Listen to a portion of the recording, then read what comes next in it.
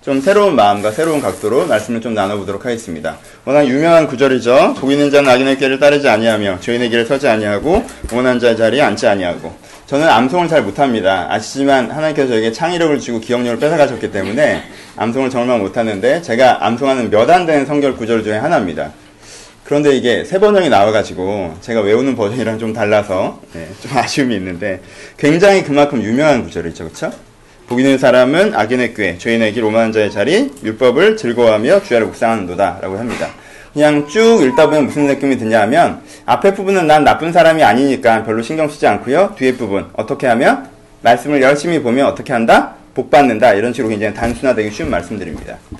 내가 하루에 성경을 꾸준히 본다면, 말씀을 굉장히 암송한다면, 혹은 성경에서 시킨 일을 잘 지킨다면 그 다음에 복을 받을 것이다 라는 조건절로 많이 해석되는 문장들입니다. 하지만 문장을 잘 보시면 그렇게 쓰여있지 않습니다. 이렇게 말씀을 잘 보면 복을 받는다 라고 쓰여있는 것이 아니라 어떤 복이 따로 있다는 얘기가 아니라 무엇으로 얘기하고 있는 거죠? 이런 사람이야말로 복된 사람, 다른 표현으로 넌 그런 사람이니 너 복 받았구나 라고 얘기하는 브레싱의 개념으로 얘기하고 있습니다. 복되도다 라는 표현입니다. 그러니까는 저 사람을 볼 때 저 사람이 갖고 있는 어떤 성품, 성향, 스타일을 보면서 야 쟤는 복 받았어. 어떻게 태어나면서부터 저런 성격, 저런 외모를 갖고 태어났나? 참 복 받았어 라고 얘기하는 것처럼 쟤는 참 복 받았어. 쟤는 어떻게 주의 말씀을 저렇게 주야를 묵상하고 쟤는 어떻게 저렇지 않고 어떻게 저럴 수 있지? 쟤는 참 복 받았다 라고 얘기하는 이것 자체가 브레싱으로 얘기하고 있는 부분들입니다. 이걸 해내면 복을 받는다는 것이 아니라, 그쵸? 그래서 우리는 이 장면들에서 조금 더 디테일하게 볼 필요가 있습니다. 사실 자세히 보시면 여기는 두 사람에 대해서 얘기하고 있습니다. 한 사람은 어떤 사람이에요? 복이 없는 사람, 좀 안 좋은, 문제적 인간형을 얘기하고 있고요. 또 하나는 복이 있는 사람, 좋은, 이상적 인간형을 얘기하고 있습니다. 그쵸? 어떤 사람은 문제적 인간으로 얘기하고 있고 어떤 사람은 이상적 인간이라고 얘기하고 있습니다. 첫 번째, 문제적 인간. 이 문제적 인간에서는 세 가지로 간단하게 정리하고 있죠. 악인의 꾀, 죄인의 길, 오만한 자의 자리. 그쵸? 연결됩니다. 꾀는 뭡니까? 생각입니다. 그쵸? 어떤 꾀, 어떤 생각을 하고, 길은 뭐죠? 액션이죠. 행동입니다. 어떤 생각을 하고, 어떤 액션을 하고, 자리는 뭐죠? 존재입니다. 그래서 어떤 사람이 되고, 이걸 얘기합니다. 그쵸?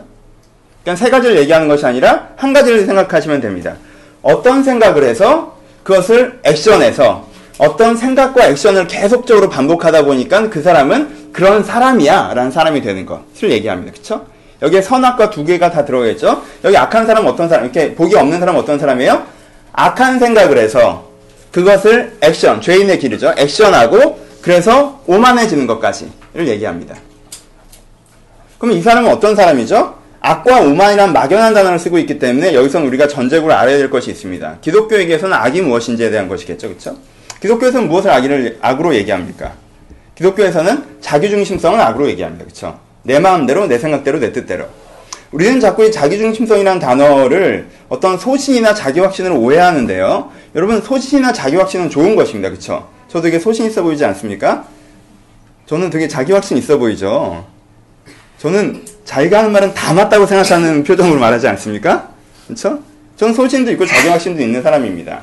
이 자기중심성이라고 하는 것은 소신과 자기확신에 대한 부분이 아니라 자기 욕망을 판단의 근거로 하는 사람을 얘기하는 것입니다. 자기가 원하는 어떤 욕망을 자기가 생각하는 선악의 기준으로 보는 사람을 자기중심적인 사람이라고 얘기합니다. 여러분, 자기중심적인 사람의 특징은 뭐냐면 자기중심적인 사람은요, 자기조차 자기 욕망에 부합하자면 사랑하지 않습니다. 다시, 자기중심적인 사람은 자기 자신조차 자기 욕망에 부합하지 않으면 사랑하지 않습니다. 어때요? 나는 다른 사람들한테 주목받고 싶은 욕망이 있습니다. 근데 내 얼굴이 주목될 수 없는 얼굴입니다. 그럼 어떻죠? 자기 자신에 대해서 징계하고 분노합니다. 너는 왜 그렇게 생겼느냐라고 얘기합니다. 나는 되게 잘 나가고 싶습니다. 근데 내 자신은 그렇게 유능한 사람이 아닙니다. 그럼 어떻게 하죠? 자기에 대해서 정죄하고 외면합니다. 너는 이거밖에 안 되느냐라고 얘기합니다.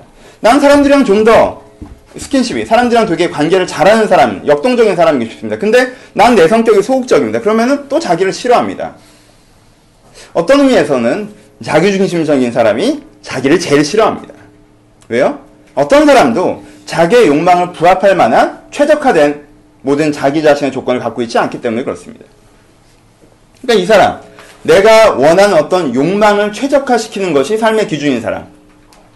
나는 편안하고 싶고 유명해지고 싶고 내 마음대로 하고 싶은 어떤 그런 자기 욕망을 갖고 있는데 이 자기 욕망을 갖고 있어서 이것을 뭐예요? 이것으로 생각하고 욕망을 문제시하지 않습니다. 욕망으로 말미암아 생각합니다.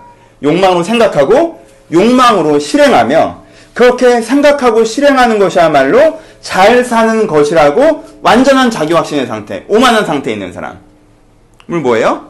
이상적이지 않은 인간형, 문제적인 인간형으로 성경은 제시하고 있다는 것입니다. 이 사람은 어떠한 사람이 된다고 성경은 표현하나요? 이 사람은 바람에 나는 겨와 같다라고 성경은 표현하고 있습니다. 이 사람의 삶을 보면 이 사람은 바람에 나는 겨와 같습니다. 바람에 나는 겨라는 게 무엇인가요? 시류를 따라 사는 사람이라는 뜻입니다. 바람에 나는 겨는요, 바람이 잘만 불면, 바람은 잘만 타면 하늘 꼭까지 올라갈 수 있습니다. 그쵸? 시류. 이 시류에 내가 몸을 한번 잘만 얹으면요, 그것을 타고 하늘 끝까지 세상 높은지 모르고 올라갈 수 있는 사람입니다. 하지만 그 바람이 멈추면 쓰레기처럼 땅을 뒹구는 사람입니다. 그래서 이 문제적 인간은 어떤 식으로 세상을 바라봅니까? 세상을 평가하지 않습니다. 세상을 판단하지 않습니다. 세상을 바꾸려고 하지 않습니다. 세상을 어떻게 해요? 받아들입니다. 있는 그대로. 세상은 이래. 그러니까 그 세상을 타야 돼 라고 얘기하는 것입니다. 그 세상에 어떤 문제가 있다. 그 세상이 어떻게 되어야 된다. 참된 세상은 어떤 세상이다. 라는 식의 생각은 하지 않습니다. 그냥 이 사람에게 지식이랑, 이 사람에게 지혜랑, 이 사람에게 정보랑 요즘 세상이 어떻다까지 해서 끝납니다. 그러면은 거기서 끝난다는 의미가 뭐죠? 그러니까 내 욕망을 위해서 어떻게 활용할 것인가의 접근으로 가는 것입니다. 바람을 부면 바람을 타는 사람입니다. 시류를 잘 타면 하늘 끝까지 올라가기도 해서 반대편에 있는 어떤 나무의 이미지와 여러분 바람 잘 탄 겨가 큰 나무보다 작겠습니까? 크겠습니까?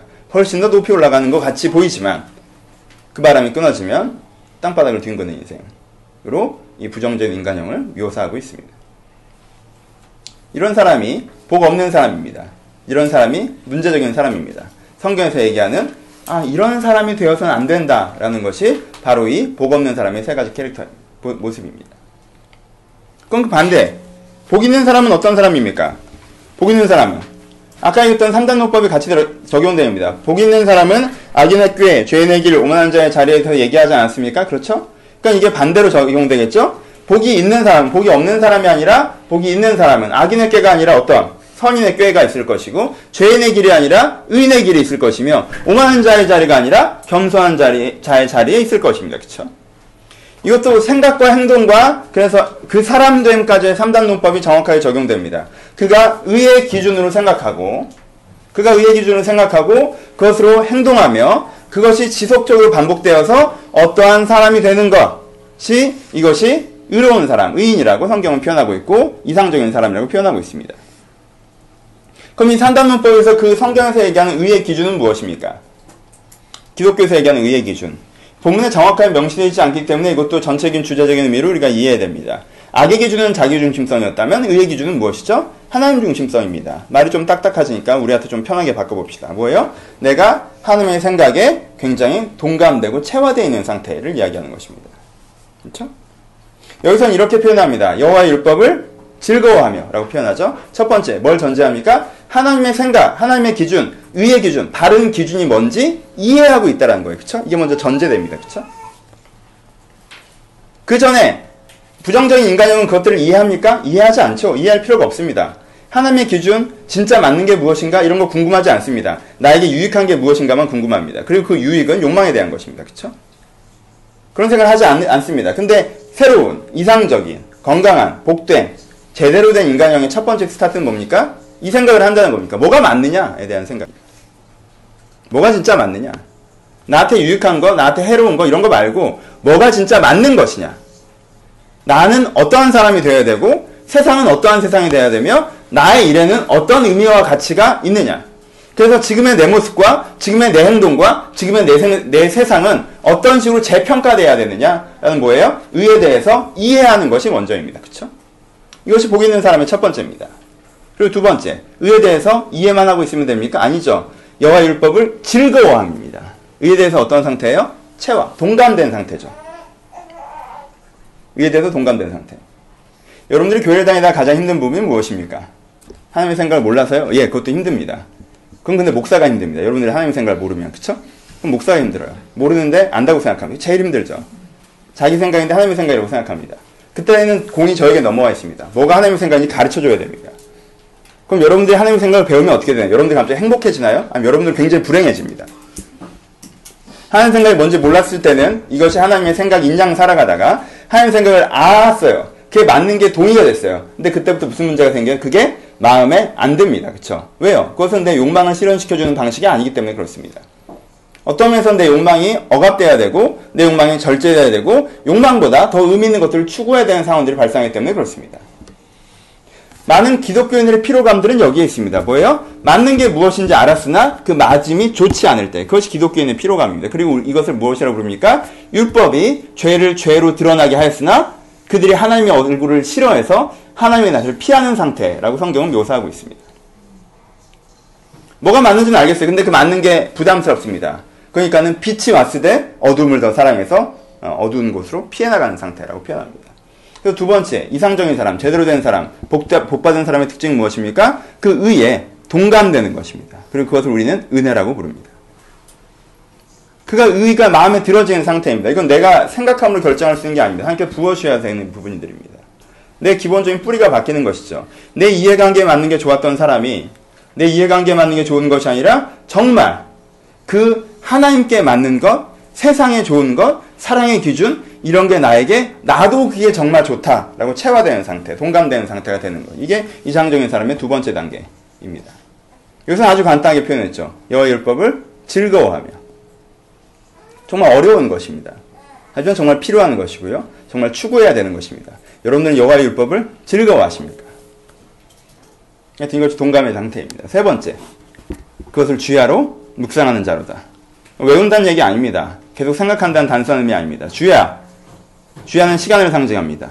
무슨 것이? 그러니까 세 번째는 무엇을 얘기하는 것이죠? 이가 이해되고 동감되어서 모든 시간 속에서 어떻게 되는 것입니까? 구현화되는 것을 의미합니다. 실행되는 것을 얘기합니다. 현실화되는 것을 얘기합니다. 이상적인 사람은 그래서 같은 패턴을 갖고 있습니다. 꽤, 길, 자리, 생각, 동감, 그래서 그것을 말미암는 구현화까지. 그래서 내가 하나님의 생각을 이해해 나가고 그 하나님의 생각에 동감되어지며 그 동감되는 것이 잊혀지는 것이 아니라 그 동감된 내용들이 나한테 기억되어져서 내 삶의 기준으로 자연스럽게 사용되어질 때 그래서 나에게 온전히 구현되는 상태. 이것이 뭐예요? 하나님께서 얘기하시는 이런 사람이 이상적인 사람이며 이렇게 되어지고 있다면 너는 바로 복을 받은 것이다 라고 얘기하는 것이고 네가 이런 복을 받기를 추구해야 된다라고 얘기하는 것입니다. 어떤 사람이 마음에 드십니까? 어떤 사람이 되고 싶으십니까? 새해입니다.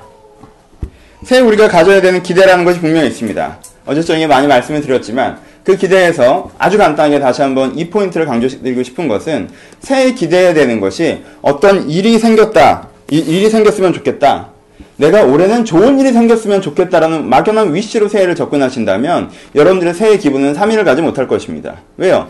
이런 좋은 일이 생겼으면 좋겠다라는 막연한 위시를 갖고 새해를 시작하죠. 지금까지는 그 새해 기분을 느끼실 수 있습니다. 하지만 내일 출근하시잖아요. 그럼 여러분들은 깨닫게 되죠. 한 해가 바뀌어도 아무것도 바뀌지 않습니다. 똑같은 사람들이 똑같은 짓을 하고 있고 난 똑같은 일들을 해야 되는 것입니다. 그러면 한 해가 됐건 뭐 나는 의미가 없습니다. 이렇게 됩니다. 새해가 된다는 건 좋은 일이 생기기를 기대하는 것이 아니라 좋은 사람이 되기를 추구하는 계기가 되는 것입니다. 새해가 된다는 건 새로운 환경이 발생하는 것이 아니라 새로운 내가 될 계기를 만드는 것입니다. 여러분들 왜 그런 막연한 분위기에 속으십니까? 새해가 됐다고 해서 뭐가 바뀌겠습니까? 뭐가 바뀌겠습니까? 저는 새해 39번째입니다. 아무것도 바뀌지 않습니다. 새해가 됐다는 것 자체로 바뀌는 것은 아무것도 없습니다. 근데 바뀌는 해가 있습니다. 새해가 되는 것 자체로는 바뀌지 않습니다. 하지만 우리가 새해를 계기로 내가 새로운 사람이 되는 추구를 시작할 때 그 새해는 바뀌는 새해로 나에게 기억될 수 있습니다. 그렇죠? 복을 받는다라고 생각하면 우리 한국인 정서 그리고 일반적인 종교성이 갖고 있는 보편성, 복을 받는다라고 생각하면 무엇인가 행운이 찾아올 것 같은, 무엇인가 좋은 일이 생길 것 같은, 무엇인가 특별한 일이 생길 것 같은, 하나님 올해는 좀 좋은 일이 생기게 해주세요라고 하는 막연한 위시, 여러분들 그것을 안고 가진다면 여러분들 2, 3월이 되기 전에 실망하거나 원망하는 마음이나 체념하는 마음으로 빠져들게 될 것입니다. 그렇게 하지 마십시오. 그런 일은 안 생깁니다. 생기겠죠. 하지만은 다른 해들과 비슷하게 생길 것입니다. 올해는 행운과 불행이 같이 있을 것이며 성공과 실패가 같이 있을 것입니다. 그것은 다 올 한 해 동안 담겨 있을 것이라는 것입니다. 그러니까 기억하십시오. 막연한 기대감을 갖지 말고 명확한 추구를 가지십시오. 내가 어떤 사람이 되어야겠다는 추구가 여러분들이 가져야 되는 것입니다. 그 명확한 추구가 없이 한 해를 시작할 때 여러분들은 이 한 해도 바람이 나는 겨처럼 시루에 휩쓸려서 그저 바람이 부는 대로 살아 버려질 수도 있다는 것입니다. 그것들을 여러분들이 주의하셔야 됩니다. 그럼 어떤 사람이 되고 싶으십니까? 이미 얘기했습니다. 그렇죠? 어떤 사람이 되고 싶으십니까? 바람이 나는 겨와 같은 시루를 타는 사람이 되고 싶습니까? 아니면 시냇가에 뿌리 깊은 나무 같은 이런 나무 같은 사람이 되고 싶으십니까? 바람이 나는 겨는 시루를 탑니다. 아니면 뿌리 깊은 나무는 바람을 타지 않습니다. 바람을 타는 것이 아닙니다. 세상이 어떻게 흘러가는 것과 상관없습니다. 순풍이 불면 순풍과 함께 자기의 잎사귀들을 아름답게 흩날릴 것이지만 역풍이 불면 바람에 상관없이 그 바람에 대립하여 견뎌낼 것입니다. 그것이 나무입니다. 바람과 상관없습니다. 무엇과 상관이 있습니까? 뿌리와 상관이 있습니다. 나무가 왜 쓰러집니까? 바람이 강해서요? 아니요. 뿌리가 약해서입니다. 그래서 나무는 바람이 강한 것을 얘기하지 않습니다. 바람이 어떻다고 얘기하지 않습니다. 시루가 어떻다고 얘기하지 않습니다. 세상이 어떻다고 얘기하지 않습니다. 내 뿌리에 대해서 얘기합니다. 내 뿌리가 공고하게 박혀져 있고 그 뿌리가 시냇가까지 닿아 있느냐라는 것입니다. 율법의 그 시냇가, 말씀의 시냇가, 하나님의 의라는 시냇가, 하나님의 기준을 알고 그 기준에 동감하여서 하나님이 주시는 힘으로 그 기준을 일구어내는, 그 하나님께 다가가 있는 그 시냇가까지 다가가 있는 그 뿌리가 나에게 있는 것, 이것이 나무 같은 사람의 상징성입니다. 우리는 결정을 해야 됩니다. 결정을 해야 됩니다. 여러분, 나무 같은 사람이 되고 싶으십니까? 겨와 같은 사람이 되고 싶으십니까? 여러분, 이것들 명확하게 결정하고 지나가셔야 됩니다. 우리는 사실 이 결정에 많이 흔들려져 있습니다.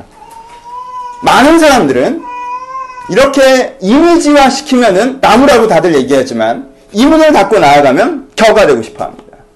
제일 부러운 사람이 누굽니까? 누구긴요? 별로 한 거 없는데 대박난 사람들이죠. 어쩌다가 우연히 좋은 기회의 자리에 서 있었던 사람들이죠. 그래서 무엇인가 쉽게 인생이 풀려나간 사람들이죠. 바람을 탄 사람들을 부러워하고 나에겐 그 바람이 불어오지 않는가를 기다리고 그 바람이 불어오지 않는다고 시내를 원망한다면, 여러분, 시내는 바람을 불어주는 것이 아닙니다. 하나님은 그런 분이 아니십니다. 그럼 우리가 저쪽을 추구하는 것입니다. 왜 우리가 뿌리 깊은 나무가 되지 못하는지 아십니까? 우리는 사실 뿌리 깊은 나무를 많이 추구하지 않기 때문에 그렇습니다. 우리에겐 두 마음이 있습니다. 우리는 뿌리도 내리고 싶고 바람도 타고 싶습니다. 얼마나 복잡해지는 건지 아시겠죠? 복잡해지는 겁니다. 뿌리도 어설프게 내리면서 바람도 타고 싶습니다.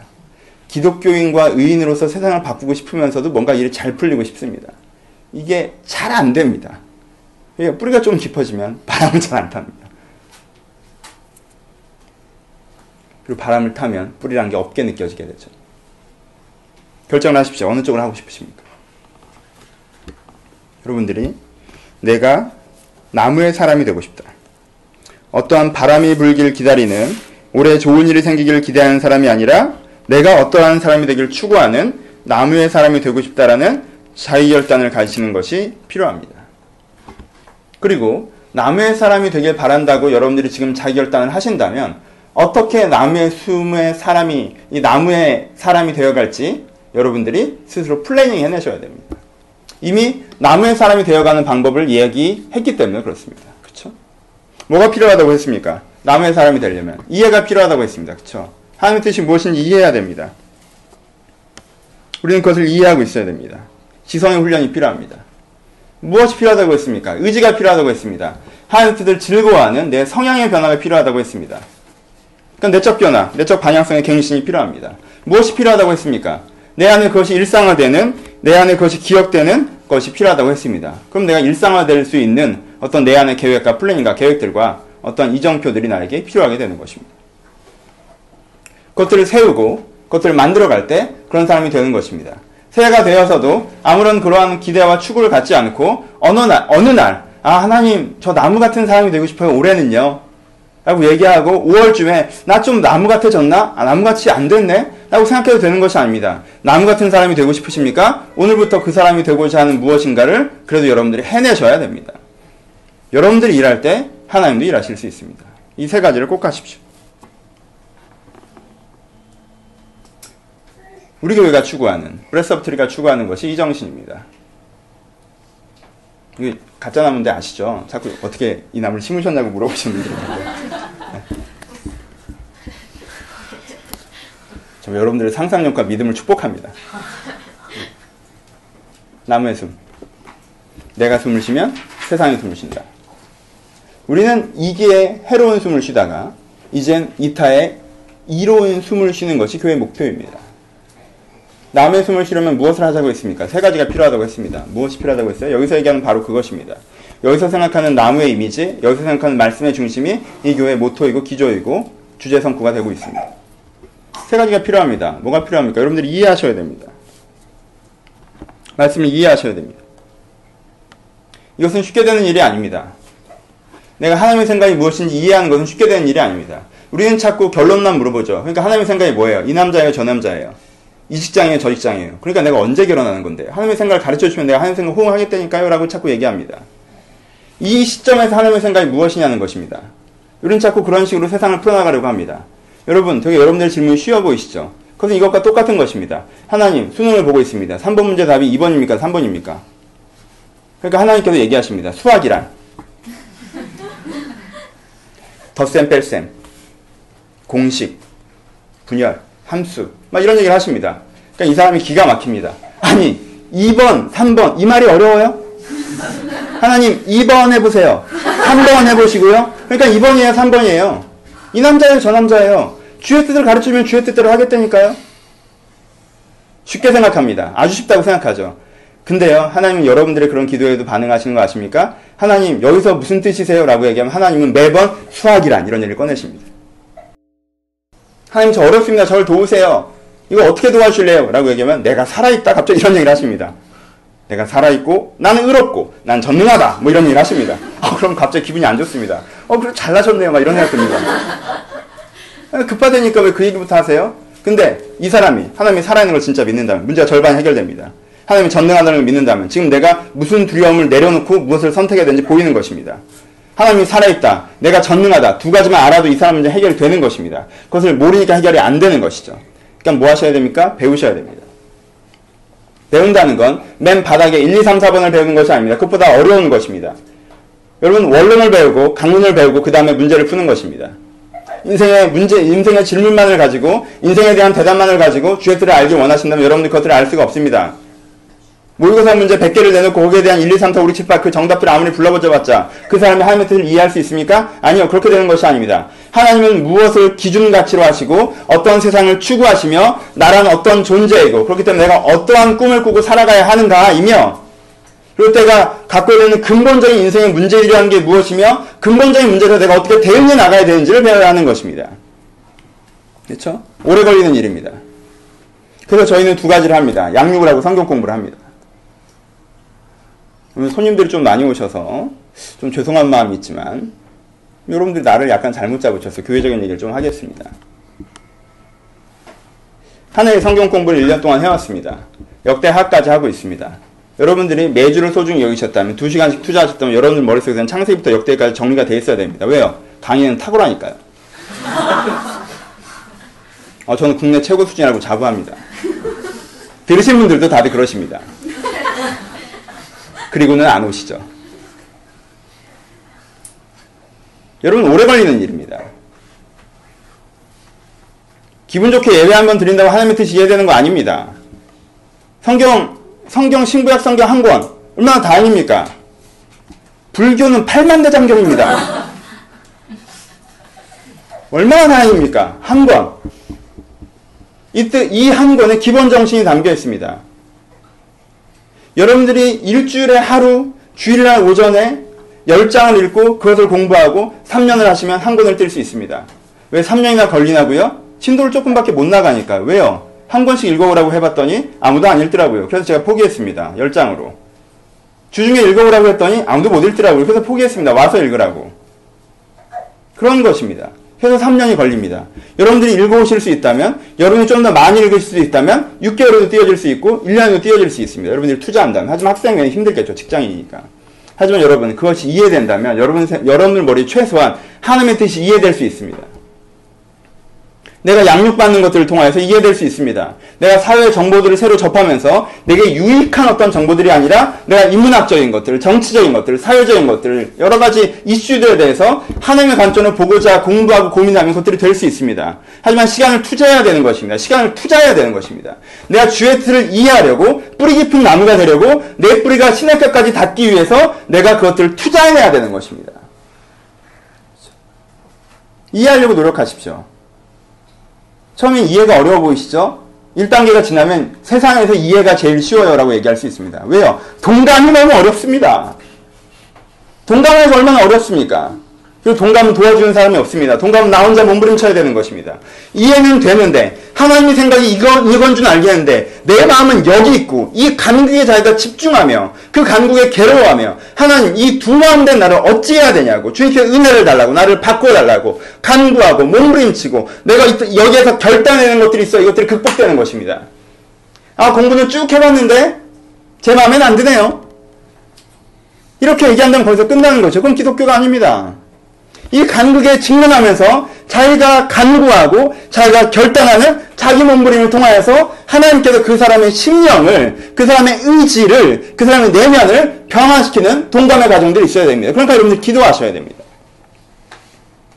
기도하셔야 됩니다. 시간을 들이고 마음을 들여서 기도해야 됩니다. 내가 지금 어떤 기준들을 사용하고 있는지 하나님 앞에서 합리화하고 외면하지 말고 내가 갖고 있는 기준들이 하나님의 기준이 아니라는 것들을 직면하고 그것들을 가지고 기도해야 됩니다. 이 간극이 하나님과 나 사이에 있다고. 이것이 동감의 싸움입니다. 그렇죠? 좀 아쉬운 부분이 아니겠습니까? 저도 농담처럼 얘기하고 우리가 다 농담처럼 얘기하지만 원래 주일의 은혜는 수요일까지만 기억되는 거잖아요. 그렇죠? 원래 개인 기도는 화요일 정도까지 되는 거잖아요. 그렇죠? 그것이 우리 교회가 만들어낸 경험치 일반입니다. 그쵸? 왜요? 여러분들끼리 셀라눔을 하시면서 아 나는 주일날 되게 은혜로웠는데 아 수요일날 됐더니 기도를 안 해. 너도 그러니? 나도 그런다. 나도 그러는데 아 수요일이구나 이게. 진리가 되는 거예요. 수요일 원래 진리 은혜는 수요일까지. 그게 기준이 됩니다. 그럼 목금 가는 친구는 아 난 신앙이 좋구나라고 생각하고 문 열면서 사라지는 은혜를 경험한 친구는 아 난 신앙이 약하구나 생각하고 그렇지 않습니다, 여러분. 그런 것이 아닙니다. 그게 기준이 아닙니다.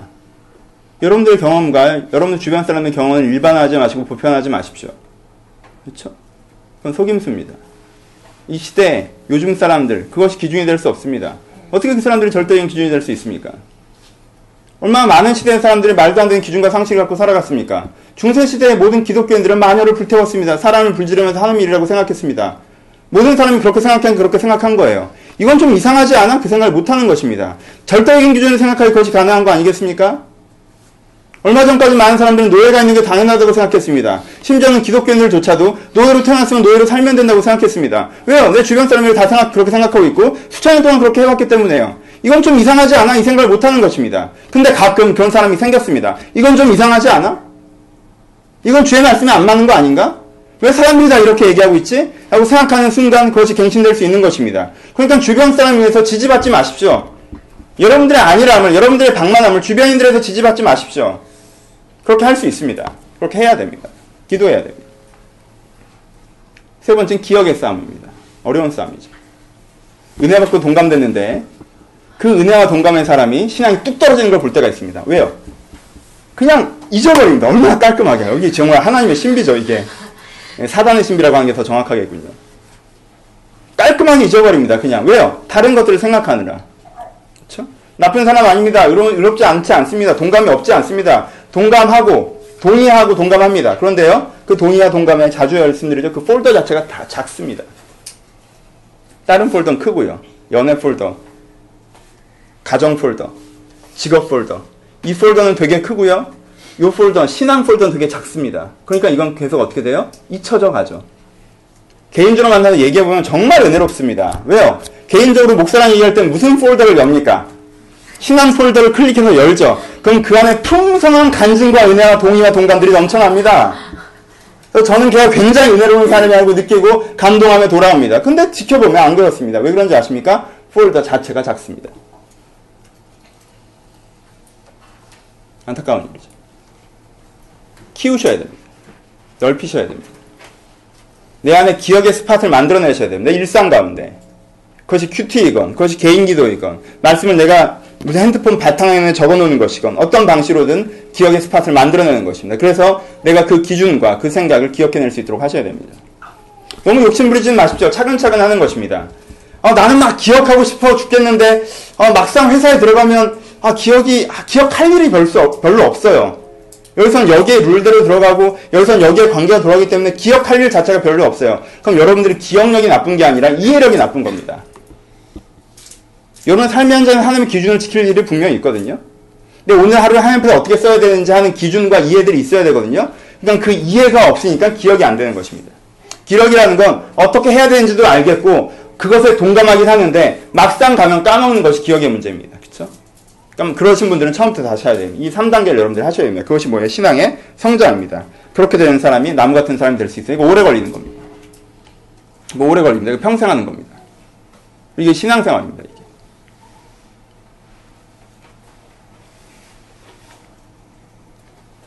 오늘 어제 저녁에 안 오시고 오늘 오신 분들 좀 죄송해요. 어제 저녁에 따뜻한 거라고 오늘 좀 이렇게 사람들이 이걸 맞춘 건데. 네. 따뜻한 설교는 내일 이렇게 업데이트가 될 테니까 인터넷으로 한번 더 들으시고요. 조금 까칠하게 얘기해 봅시다. 한국 사회의 가장 큰 문제는 무엇입니까? 여러 가지가 있겠죠. 근데 한국 사회의 가장 큰 문제는 뭔지 아세요? 신앙생활하기에 숨 쉴 틈 없이 돌아간다는 것입니다. 그것이 한국 사회의 가장 큰 문제입니다. 옛날 사람들 신앙생활하기 좋았습니다. 왜요? 옛날 사람들은요, 어찌됐건 일이 빨리 끝납니다. 그쵸? 일이 빨리 끝납니다. 일이 빨리 끝나요. 원주민들이 신앙생활하기 좋습니다. 왜요? 3시면 끝납니다. 사람이, 여러분들 한 사람 한 사람 바라볼 때 그 안타까움이 있습니다. 여러분들이 직장을 끝나고 6시 반쯤 집에 도착해서 씻고, 밥 먹고, 그리고 텔레비 한 프로 보고, 얘기할 것도 얘기하고, 인터넷도 잠깐 보고, 그렇게 7시 반, 8시 반, 9시 반 정도 한 3시간 쓰고, 그래, 그래도 내가 기도 좀 하고 자야지 해서 성경도 좀 읽고, 기도 좀 하고, 한 10시 반쯤 자고, 이러면 얼마나 아름답습니까? 그렇죠? 얼마나 아름다워요. 이래야 되는데, 집에 한 8시 반, 9시 반 이렇게 들어와서, 회사에서 다 못한 일들을 꺼내들고, 그렇죠? 내일 할 일들 때문에 스트레스 받고, 그 생각을 끊어내느라 또 무한도전 같은 거 보면, 왜 이렇게 병적으로 웃고, 그렇게까지 웃긴 것 같지 않은데, 웃고. 그러다 보니까 시계를 보니까 또 내일이 다가오고, 막 두렵고, 막 분노가 느껴지고, 슬프고, 또 빨리 자야겠고, 자고, 해가 뜨고. 이게 한국 사회 문제입니다. 자꾸 여러분들한테 뭐라고 하는 것 같지만, 한국 사회는 신앙생활을 정말 어려운 사회입니다. 이렇게 풍요로운데도 네가 신앙생활을, 여러분 덜 풍요롭고요. 덜 풍요롭고, 이렇게 옛날에 우리 한국교회 되게 은혜로웠다고 하잖아요. 사경회를 내가 며칠을 걸어가서 일주일 동안 아침, 점심, 저녁으로 말씀을 듣고, 정말 은혜로웠다고 하지. 은혜로웠죠. 왜요? 겨울에 쉬셨어요. 겨울에 쭉 쉬셨고요. 특별한 오락거리도 없었어요. 근데 예수 믿는 사람들 은혜를 알아요. 근데 어디서 사경회를 한다고 합니다. 그럼 가서 아침, 점심, 저녁 예배 다 참석하고 또 주면 또 먹고 이렇게 하는 거예요. 저는 어떤 면에서는 물론 동전의 양면처럼 이 시대의 장점들이 분명히 있지만 그 시대의 장점도 분명히 있었다고 생각합니다. 숨 쉴 틈 없이 바꾼 게 우리 신앙생활의 문제입니다. 근데 더 큰 문제는 무엇인지 아십니까? 여러분들 숨 쉴 틈 없다고 숨을 안 쉬니까 문제입니다. 여러분 숨 쉴 틈이 없다고 숨을 안 쉬는 사람은 없습니다. 왜요? 숨을 안 쉬면 죽으니까요. 무슨 뜻이에요? 절박함의 문제라는 것입니다. 실제로 여러분들이 숨을 안 쉬면 죽습니다. 아시죠? 내가 은혜가 있다가 기도의 호흡을, 말씀의 호흡을, 예배 호흡을 잃어버리면 내 영이 현저히 위축된 걸 여러분들이 아실 겁니다. 내 영적인 감성의 생각들이 현저히 변화되거나 퇴화되는 걸 아실 것입니다. 숨을 안 쉬면 죽습니다. 죽어갑니다. 쇠약해집니다. 그런데 거기에 대해서 큰 위기감이 없습니다. 그것이 문제입니다. 충분히 절박하지 않다는 것입니다. 숨 쉴 숨 없이 바쁜 세상이 문제이지만 그런 바람이 어렵다고 하기엔 내 뿌리가 연약한 게 문제라는 식으로 표현해 본다면 숨 쉴 틈 없이 바쁘다고 숨을 안 쉬는 것이 더 큰 문제일 수 있다는 것입니다. 그러니까 좀 더 비장해지십시오. 내가 숨 쉴 틈 없이 바쁜 사이에서도 숨을 쉬어낼 때 여러분들 경험이 있으실 것입니다. 여러분들이 밤에 꼬고 30분 무릎 꿇으라는 얘기 아닙니다. 지하철에서 하는 기도에서 하나님께 응답하십니다. 운전하면서 하는 기도에서도 응답하십니다. 여러분 마음 가운데 간절함이 있다면 들어 누웠는데도 나는 입을 다물고 있는데 내 안에서 정말 외치는 소리가 들리는 그런 기도가 있습니다. 내 안에 갈급함이 있다면, 내 안에 간절함이 있다면, 내 안에 절박함이 있다면 그런 것이 나온다는 것입니다. 자연스럽게. 충분히 절박하지 않기 때문에 시간을 내서 앉아도 아 맞아 그거 해야 되는데 아 맞아 저거 해야 되는데 지난주 설교가 뭐였더라? 야 이렇게 새까맣게 까먹네. 나 되게 재밌다 하고 혼자 피식 웃고 그러다 졸리고 자고 그러면 잠이 많아서 문제라고 얘기합니다. 여러분 잠이 많아서가 아닙니다. 절박함이 약해서 그런 것입니다.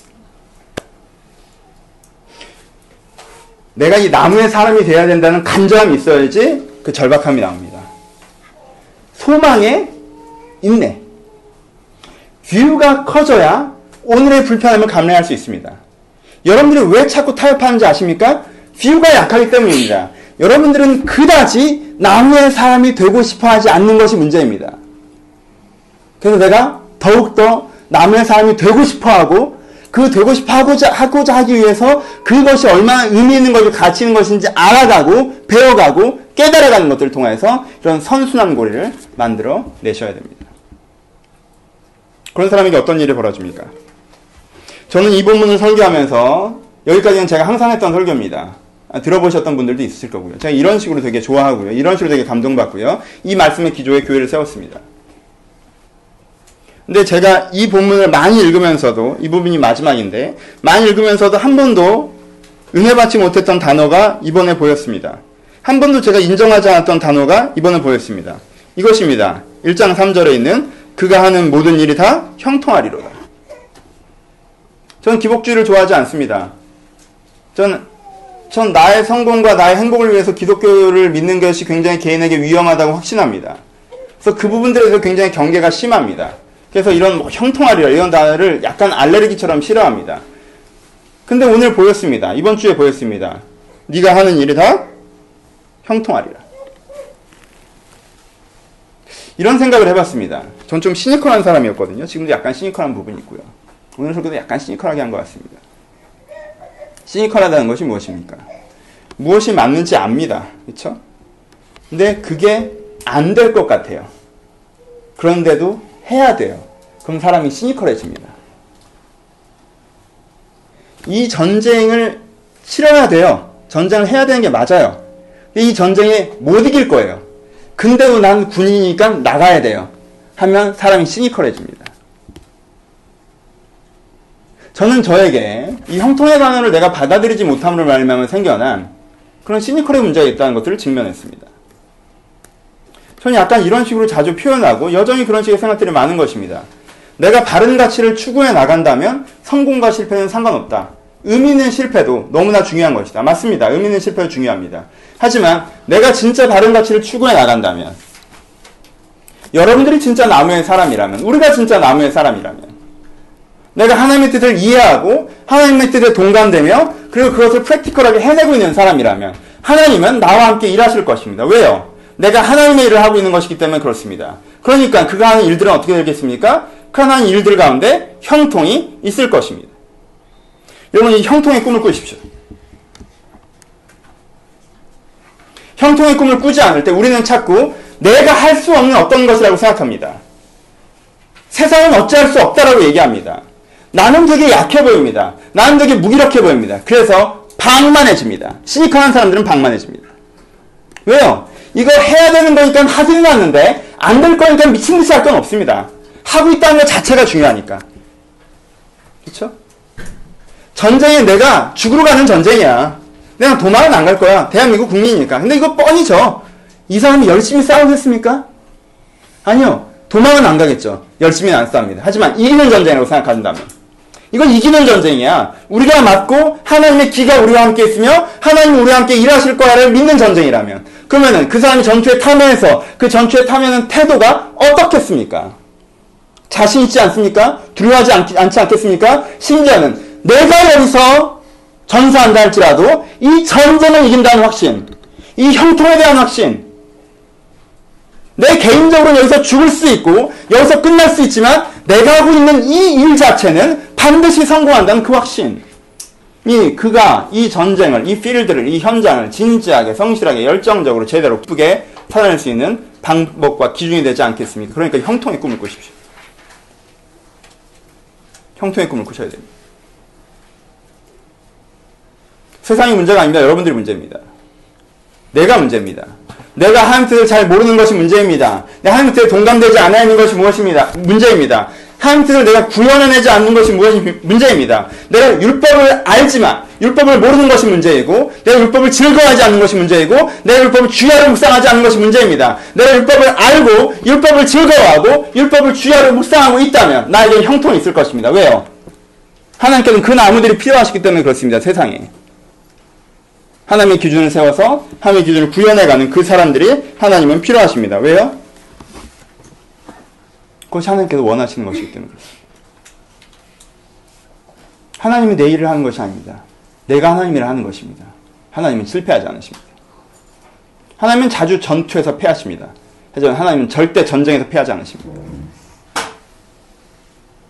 하나님의 인생의 위기는 분명히 있습니다. 하지만 그 인생 자체는 분명히 성공일 것입니다. 그것을 확신하십시오. 그것을 믿으셔야 돼요. 형통에 대한 신뢰가 여러분들을 들떠서 이 일을 하게 만들 수가 있습니다. 말씀 마치겠습니다. 사랑하는 여러분, 잘해봅시다. 1년 동안 저와 함께 달려오셨던 여러분, 여러분 참 잘하셨습니다. 여러분들이 맞는 것을 하셨습니다. 근데 참 대충 하셨습니다. 대충 하면 죽도 밥도 안 됩니다. 그렇죠? 그렇지 않겠습니까? 영어학원 다녀보신 기억 있으십니까? 돈 내셨죠? 화요일날 데이트가 있어서 못 갔습니다. 목요일날은 친구들이 있어서 못 갔어요. 다음 주는 열심히 가보려고 하다가 피곤해서 하루 이틀 빠졌습니다. 예습복습이요? 그런 걸 어떻게 합니까? 그렇게 석 달 다녔다고 칩시다. 여러분들이 뭘 느끼죠? 엄청난 그 회비의 아까움을 느낍니다. 그렇죠? 왜요? 어떠한 진보도 나에게 없는 것을 직면하기 때문에 그렇습니다. 시간도 들이고 돈도 들였는데 나에게 아무런 진보도 없습니다. 왜요? 대충 했기 때문에 그렇습니다. 그 학원이, 그 선생님이 문제였다고 얘기하고 싶어 합니다. 하지만 돌아보십시오. 학원이 문제였고 선생님이 문제였을까요? 물론 그런 부분도 있겠죠. 걱정 마십시오. 저는 국내 최고 수준입니다.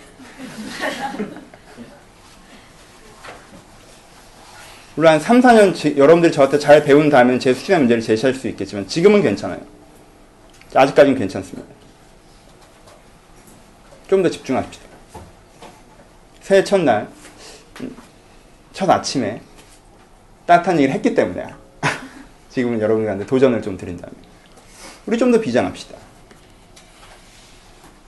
많은 익스큐즈가 있을수록 우리 가운데 그것이 성장의 장애가 된다면 참 안타까운 일이 아니겠습니까?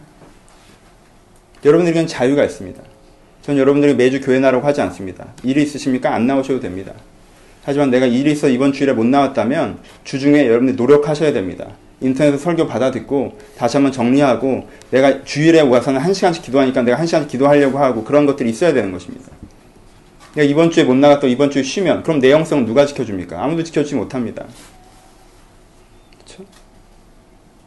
여러분들에게 자유를 드립니다. 자유하십시오. 율법은 일정한 의무를 행하는 것이 신앙생활은 일정한 의무를 행하는 것이 아닙니다. 교회 와서 앉아있다고 성경 공부 듣는다고 내가 변하는 건 아닙니다. 그렇기 때문에 자유를 드립니다. 그러니까 자유한 자답게 자유롭게 하십시오. 진정한 자유는 내가 진짜 원하는 것이 무엇인지 알고 그것을 향해서 나의 자유의 기회를 사용하는 것입니다. 거짓된 자유는 진짜 자기가 원하는 것이 무엇인지 몰라 되는 대로 내 기회들을 방만하게 낭비하는 것입니다. 자유도 능력이 있어야 하는 것입니다. 여러분 자유하십시오. 진짜 여러분들이 원하는 것이 이 나무가 되는 것이라는 걸 선명하게 하시고 여러분들의 인생의 기회를 이 나무가 되는 것에 투자하십시오. 내가 주의 뜻을 더욱더 알고자 하고 주의 뜻을 더욱더 동감하고자 하며 주의 뜻을 더욱더 구현해내고자 해보십시오. 그래서 내가 주를 닮은 사람이 되어가 보십시오. 그래서 내가 주를 닮은 사람이 되어갈 때 주님께서 나와 함께 일하시는 것들을 보십시오. 하나님께서 생존하시는 것, 하나님께서 역사하시는 것, 함께 역동하시는 것 느끼실 수 있습니다. 하나님 나타나보세요. 그러면 믿겠습니다. 여러분 여기까지 가면 나타나십니다. 여기까지 가면 나타나십니다. 여러분들이 몰라서 나타날 수가 없는 것이고 여러분들이 동감하지 않아서 나타날 수가 없는 것입니다. 내가 동의하고 동감하고 구현하고 있다면 하나님이 나와 함께 일하고 계신 것을 여러분들이 너무나도 선명하게 부정할 수 없이 내 삶에서 고백할 수 있습니다. 그 삶을 꿈꾸십시오. 그 삶을 만들어 갑시다. 그 삶까지는 몇 년이 걸립니다. 하루의 감동, 한 번의 찬양, 한 번의 은혜로 되는 것이 아닙니다. 그 삶까지는 몇 년이 걸립니다. 내가 한 주 한 주를 성실하게 투자해 나가고 한 주 한 주를 내가 하나님 앞에 매달려 나갈 때 내가 몇 년 된 그런 삶이 되어질 수 있는 것입니다. 여러분이 그 소망을 보시고 오늘의 신앙의 결단에 인내를 해놓으시면서 내년 이맘때 우리가 달라져 있기를 소망합니다. 1년에 함께 다녀오셨던 여러분을 축복합니다. 저한테 여러분들은 기적이고 선물입니다. 작년 1월 2일에 저희가 첫 예배를 드렸는데 1월 1일이니까 364일이 됐습니다. 작년 1월 1일에 제가 얼마나 걱정이 많이 됐을까요? 두려움도 많았을까요? 불안했을까요? 여기 함께 계셔주셔서 감사합니다. 여러분들이 이 자리에 함께 앉아있는 것이 저에게 너무나 큰 선물입니다. 너무나 큰 감격이고요. 그리고요, 정말 감사한 것은 1년 동안 함께 달려면서 여러분 한 명 한 명 지켜볼 때 여러분들이 작지만 그래도 의미 있는 변화들을 갖고 오신 것 같아서 제가 큰 감동이 있습니다. 여러분 나아지셨습니다. 분명히 나아지셨습니다. 분명히 변하셨습니다. 그래서 그게 너무 감사합니다. 근데 정말 조금 변하셨습니다. 이 정도라면 제 안에 두 마음 변해서 너무 감사한데 이 정도라면 10년을 해도 그 속도로는 내 안타까움도 있습니다. 그렇죠? 여러분 분명히 변하셨습니다. 그렇죠? 느끼시죠? 분명히 변하셨어요. 우리 조금 더 기대해 봅시다. 2012년에 우리가 이 자리에 다시 한번 설 텐데 그때 내 안에 하나님께 드릴 거룩한 제사 주님 작년에 내 모습을 생각할 때 제가 민망할 정도 나 작년에 그랬구나. 작년 이때쯤 내가 써놓은 글들을 보면 내가 좀 쪽팔리다 이럴 정도로 내가 그때 했던 행동과 감정들을 생각하다 좀 그때 나한테 어렵지 라고 느낄 정도로 여러분들 현저하게 남의 사람이 되어가는 그런 1년이었으면 좋겠습니다. 여러분들 그러시려면 마음을 새롭게 하시고 마음을 담대하게 하시고 마음을 결단하셔서 여러분들이 살아가는데 일 세파 감정적인 좋은 일이나 나쁜 일, 사회적인 어려운 일이나 편안한 일 그 모든 것들 흔들리지 않고 이 믿음의 걸음을 저벅저벅 나아갈 때 하나님과 훨씬 닮아있는 사람이 되어져 있을 것이며 그 닮아져 있으면 자체가 여러분들의 삶의 뿌리가 되어서 여러분들을 푸르르게 시절을 쫓아 과실을 맺게 그래서 여러분들 가운데 하나님과 함께 일하시는 그 형통이 매일매일 맺혀지는 그런 인생으로 만들어 가실 것입니다. 함께 그런 꿈을 꾸시는 여러분들 되시기를 주님의 이름으로 축복합니다. 같이 기도하겠습니다.